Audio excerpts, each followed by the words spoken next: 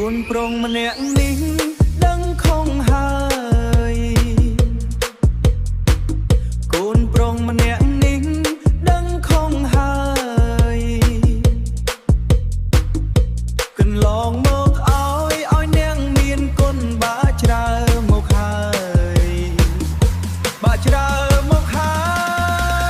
យបាបងខ្លាំងខ្លាំង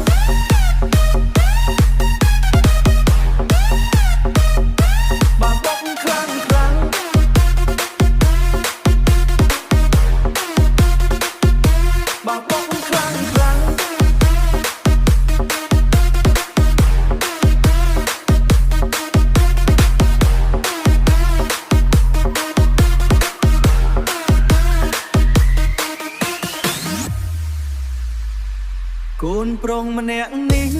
ដឹងខំហើយកន្លងមកឲ្យនាងមានគុណបាច្រើមកហើយបាច្រើមកហើយបាបងខ្លាំង